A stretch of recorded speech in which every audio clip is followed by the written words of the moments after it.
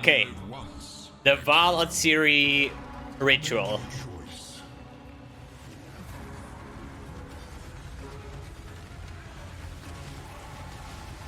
What the fuck is that skill? The fuck is this skill? Well, that's freezing pulse. A simple ultimatum.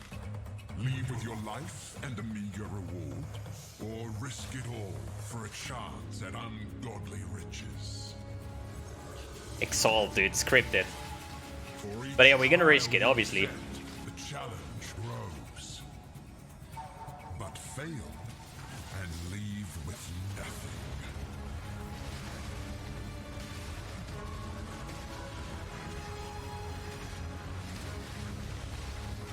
Okay, that's actually pretty cool.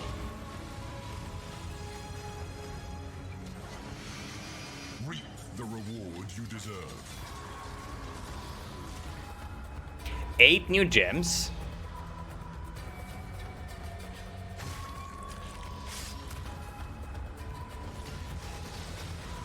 Holy shit.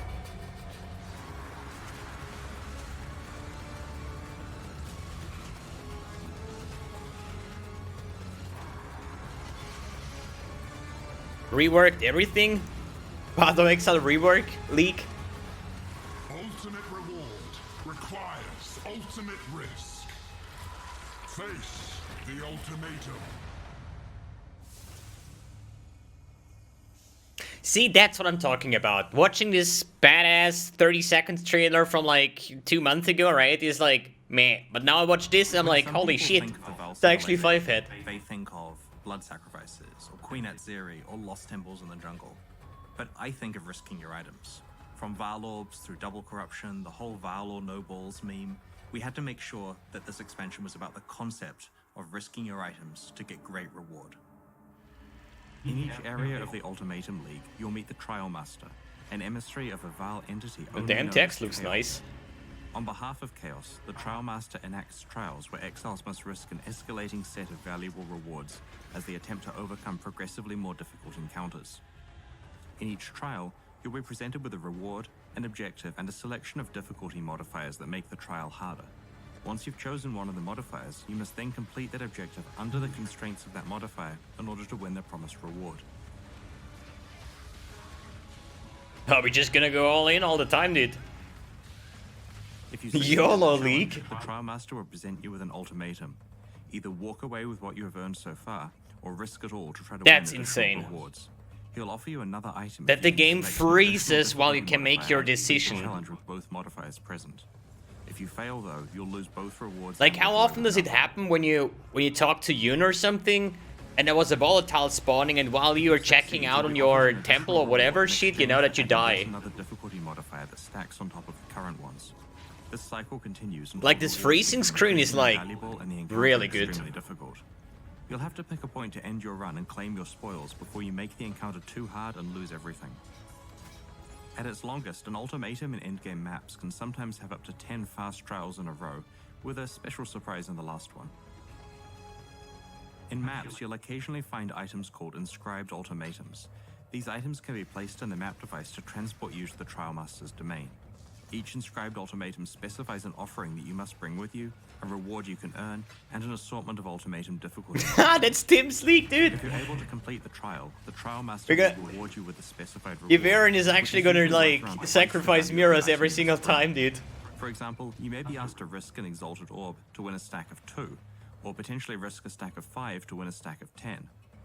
Naturally, inscribed ultimatums can What? be traded with other players, so if you don't feel capable of completing a difficult challenge, you may be able to trade it away for a portion of the difference in price between the reward and the item that must be risked. It requires... If you have a Okay, powerful okay. character, you may be able to selectively trade for I profitable literally ultimatums. thought that you can just throw in There whatever, are also new but you unique need to items that find the may be right obtained orb from that says you Ultimatum. need to, One such you need unique to is the sacrifice a Blight mirror, Chaos actually. Power Mask, which provides powerful benefits to your maximum life, mana, and energy shield at the cost of having severely reduced elemental resistances and no chaos resistance.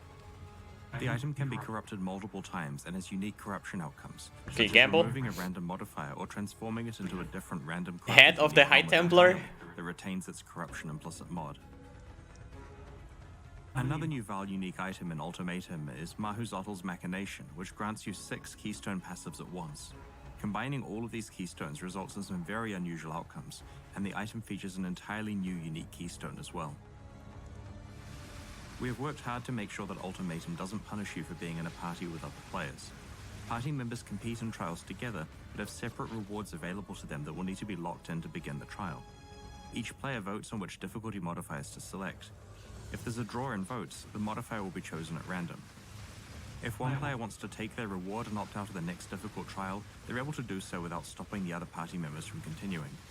Rewards are dropped allocated to the players who earned them. So that's Path of Exile Ultimatum. That's insane, dude. A lot of our developers are looking forward to watching Twitch so we can see players risking far too much in order to try to get good rewards. Speaking of rewards, there's a lot to talk about here. We had a look at Path of Exile's past reward systems, and we honestly feel many of them are out of date, many of them kind of lack identity. Yep. And to top it all off, like the core drop pool of just items that drop when you kill regular monsters just wasn't really compelling enough. Yep. Like, you know that feeling where any monster could drop a mirror? We want that for a whole slew of different items. What? And so we've made a lot of changes. Who to drops a the mirror? Reward systems. There's a bunch of ones to the core drop pool to keep it really interesting. There's ones to basically every piece of League and expansion specific content. And we're going to go through all of those for quite a while now. And I should mention that every change we're about to discuss not only affects the Ultimatum League, but also Standard League too. Who cares about Standard? We started by reviewing which items can drop from monsters and chests in the core game. To make sure the core drop pool remains compelling, we've made various changes. You can now find 2 additional currency items as core drops, Orbs of Binding from the Harbinger League, and the new Veiled Chaos Orb, which we'll reveal in more detail soon. We've also Veiled added Chaos? 5 new Atlas base types, like this Energy Shield Recharge Amulet. These drop in specific regions of the Atlas of Worlds and have some powerful new implicit mods. Another topic related to the core drop pool is that of boss runs. Veteran community members will remember when people used to do Val Oversoul or Dominus runs over and over because they were a profitable use of time. Final Act bosses now drop more and better items, giving you a much more satisfying tell them about a redesign? act and a more item-focused approach to getting ready for maps if you prefer. We have also added a bunch of very powerful and valuable League-specific uniques into the core drop pool. This means that they can drop from any sufficiently high-level monster without you having to engage with specialized content. Headhunter? Examples of these are Badge? Badge of the Brotherhood, Okay. Salem, Pledge of Hands, Maloney's Mechanism, Brutus's Lead Sprinkler, and Headhunter. The goal of all of these changes is to make sure that every monster you kill in Path of Exile has a chance to drop something incredibly valuable, regardless of what content you're playing. Pog! On top of all of that, we have added a handful of new vendor recipes, which let you make some pretty cool Actually, stuff. We Headhunter! really miss the Holy days when players shit! are scrambling to try to find unknown recipes, and so we're looking forward to seeing how long it takes for you to discover how these ones work. We have also introduced a new type of reliquary key into the core drop pool for this expansion. Wait, what? If you're very lucky, you can find a Val reliquary key from any monster or chest in Path of Exile. Yes! When consumed in the map device, it gives you access to a vault with a chest that drops a special foil version of a Val-themed unique item. Each unique has an Reliquary keys are back, Due to boys! the value and power level of the items contained within, this is the rarest reliquary key ever added to Path of Exile. The rest of our reward changes relate to items that you can earn by playing past content like prior leagues and expansions. We have That's 2 goals. insane! The first is to add and improve items so that all past content is a compelling set of rewards. The second goal is to make it so that the best way to get any reward is to play the content that is primarily associated with that type of reward. Path of Exile's first expansion, Sacrifice of the Val, introduced a new ultimate boss, Adzeri, Queen of the Val. This fight holds up pretty well these days, considering that it is 7 years old, but its rewards really needed a refresh. The Sacrificial Garb base type that drops from Adzeri has been significantly improved with the addition of an implicit mod that grants +1 to the level of all Val gems you have equipped. We have also added 2 new unique items to Adzeri's drop pool and 2 more to Uber Adzeri's. One of which is the Adzeri's Rule Judgment Staff, which prevents you from being stunned or having your damage reflected. It grants a skill that alternates between Flames of Judgment and Storm of Judgment when used, as if you absorb the powers of Adzeri herself. Okay. Skipping forward to 2016's release of Ascendancy, we have made some changes to how you receive your Labyrinth enchantments. Previously, when you completed the Labyrinth and went to enchant an item, you couldn't see what random result you'd get. Now, the result for each type of enchantment is shown to you in advance so you can make the right choice. In the Eternal Labyrinth, you're now offered 3 different helmet enchantments to pick between, in addition to the boots and gloves. This will make it a lot easier to find enchantments relevant to the skills you're using and to apply them to appropriate items. That's insane! In 3.14, we're going to stop giving out unique jewels for each day's fastest Labyrinth runs, and we have added these jewels as very rare drops that you might find in the Labyrinth's final reward chests. Another highly requested Labyrinth-related improvement is that you can now consume an offering to the goddess and the map device to open portals directly to a random trial. This greatly accelerates the speed at which you can find your final trials. Hey, the game is getting better and better. It's We've insane. also added 2 new Labyrinth-specific unique items, including the Scales of Justice unique shield, which rewards building your character with a careful balance of life and mana. If used correctly, you'll be granted protection from shock and ignite, as well as additional fire damage. Kadira Perandus now has a much larger selection of unique item rewards. We have also rebalanced all sources of Perandus coins so that Perandus content is still the best place to get them from. A craft introduced in Harvest. I still don't know where there is an Austrian flag on Kadira. That at the same time. Essences have been numerically rebalanced and are in general stronger than they were before. Screaming Essences can now be used to reroll rare items, in addition to their capability to upgrade items to rare.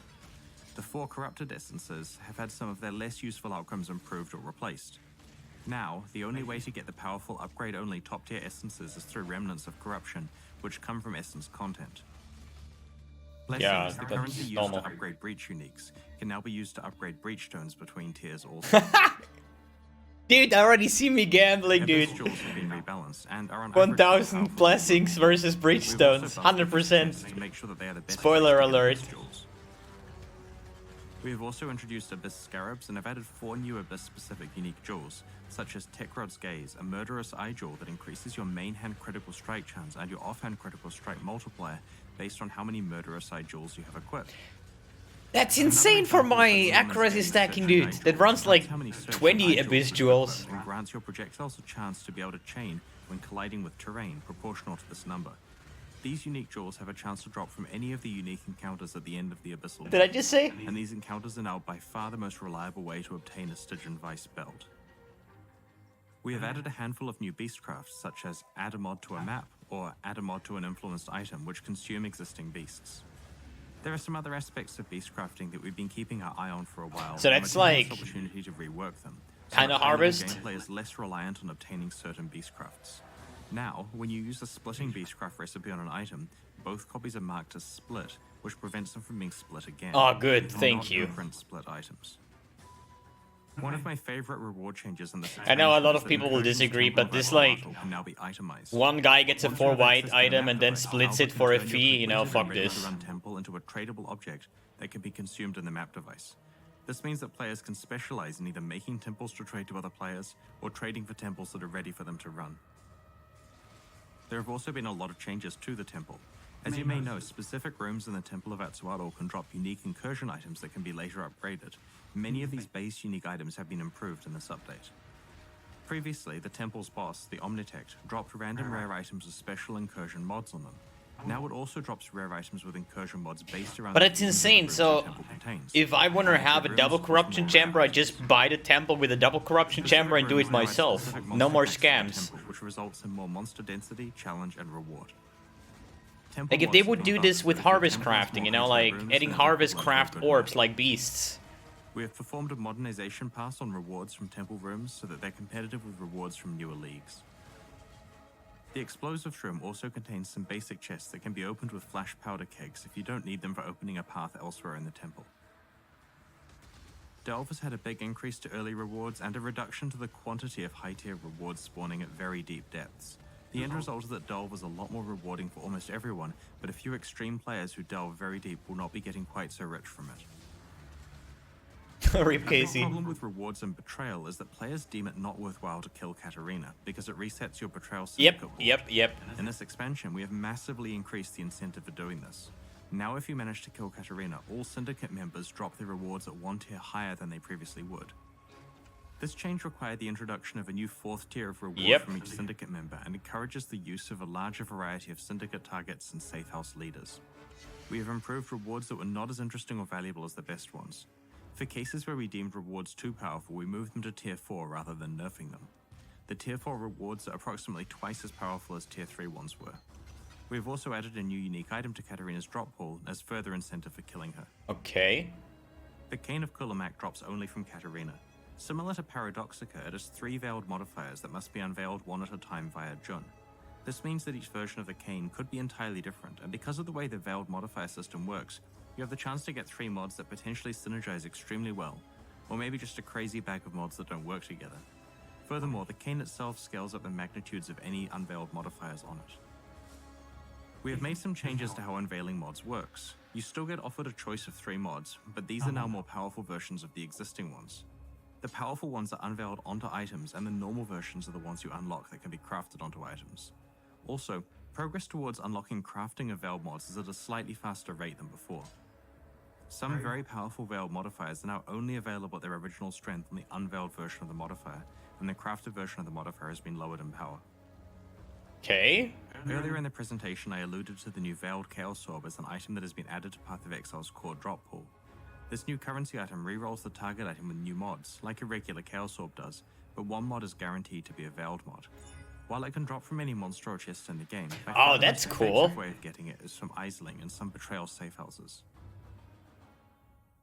We have introduced 3 new types of incubators for Blight, Metamorph, and Delirium, and have modernized the rewards from the other incubators.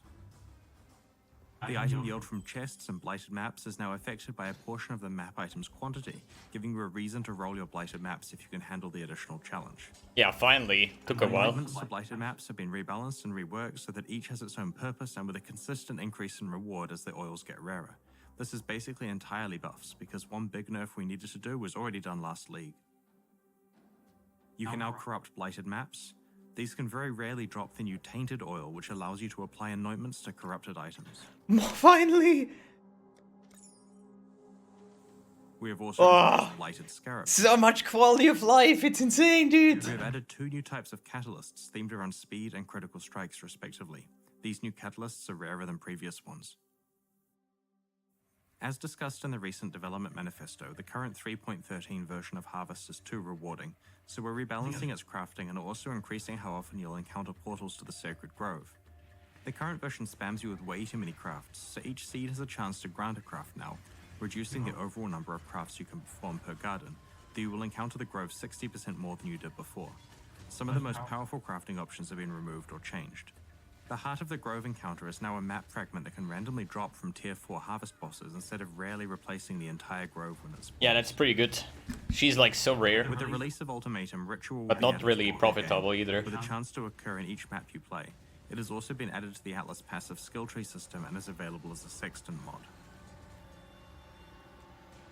Almost every time we release a league, we later roll it into the core game with a chance to spawn in maps. Usually 10%, sometimes 5%. When Ritual is added to the core game, we are standardizing this rate at 8%, which means a small decrease for some leagues and an increase for Harvest.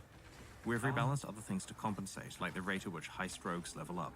Most Atlas passive trees have the same increase in chance for bonus content, meaning they now offer more than double the chance of encountering your preferred content.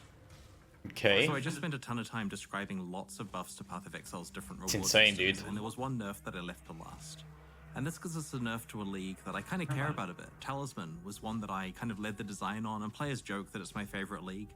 Now, in the 3 Talismans, dude. content update, there was a change to talismans. Basically, they weren't good enough, so the team decided to add a random anointment to them, which made them a lot more powerful, and also to juice up the mods to make them well-rolled.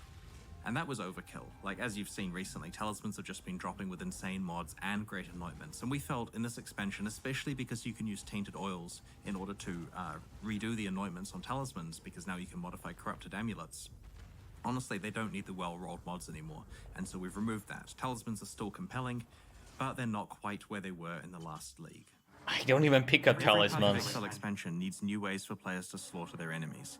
In Path of Exile Ultimatum, this takes the form of 4 new skill gems and 4 support gems. Okay, In line now with it's the Ultimatum time. Valve, Do I play these gems accuracy focus stacking on as blood. league start? The idea is spending or life not? rather than mana to use your skills. Alongside the new skill and support gems, we've also made some adjustments to the low life mechanic. Shape-shifting, including changing please. the low life threshold to 50%. This makes it much easier and safer to stay on low life for builds where it matters.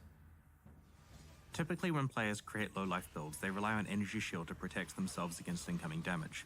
The new skill Petrified Blood enables low life builds to instead use some of their life pool to absorb hits. While it's active, you can't recover life above 50% through any method other than flasks. Sources of life recovery, life regeneration, and life leech only apply to the bottom half of your life pool. Additionally, a portion of incoming hit damage that affects the lower half of your life pool is spread out over time rather than being applied instantly. Corrupting Fever consumes a chunk of your life and grants you a buff that causes all your hits to apply Corrupted Blood to your enemies. Oh? Corrupted Blood stacks up with each hit, causing more and more physical damage over time. Oh? When you have consumed a certain amount of life to cast skills from your life pool, the buff's duration refreshes.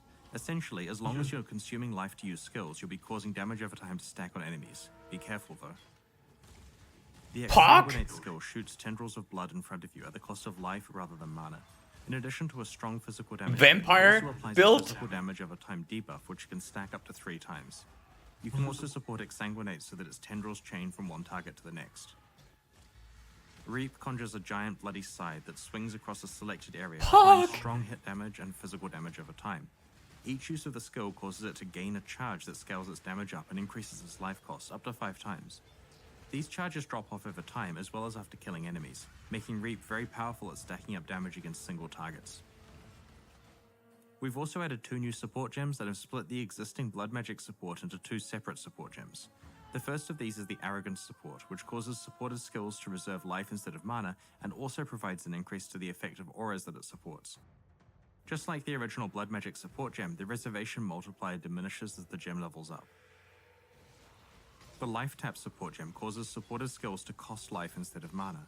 Once you've consumed a certain amount of life to use a skill, you gain Life Tap, which increases your damage for a few seconds. The Cruelty support gem grants a buff called Cruelty, which increases the damage over time you deal with supported skills. It also boosts the hit damage from supported skills, and the Cruelty buff gets stronger the harder you hit. This gem is designed as an additional option for builds that focus on both hits and damage over time. The Bloodthirst support gem is a new option for low life attackers. This gem adds a percentage of your life as physical weapon damage while you're on low life, letting low life attack based builds really scale their damage, which wasn't an option before. Yep. Alongside a Val-themed expansion and blood-themed gems, it felt right to take the opportunity to improve Val skills, which are supercharged versions of regular gems that charge up with the souls of your slain enemies. Yeah, until you ruined the flask. One of the main improvements is that you now get far more souls for Val skills from damaging unique enemies, so your Val skills will recharge faster against bosses. We've also improved the Atziri's Reign unique jewel. Alongside increasing the duration of your Val skills, it also grants a chance to regain all consumed souls. Val skills have also received a balance pass that you can check out in the full Path of Exile Ultimatum patch notes in a few days. So we've covered most of the key components. It's insane, dude. I'm so fucking hyped now. News over the next week as we reveal the finer details of what's coming. We'll move on to the Q&A shortly to answer your burning questions, but first, Rip accuracy stack, Blight, hello? To celebrate the launch of Ultimatum. It's like the thing that I always said, you know, the Silver Crescent and problem with Bleed is it cannot stack endless like Poison does, and it cannot proliferate. But now it at least stacks endless, so a lot more boss DPS. Exclusive cosmetic microtransactions such as armor sets, alternate helmets, and weapon skins. The Silver Crescent series has an exclusive portal effect, and the Imperial Sun series has an exclusive aura effect. Each series has 2 packs, and the smaller packs can be upgraded to their respective large pack anytime while they're still on sale. These are of course in addition to the new core packs that were released at the end of last year. Remember to check those out if you haven't already.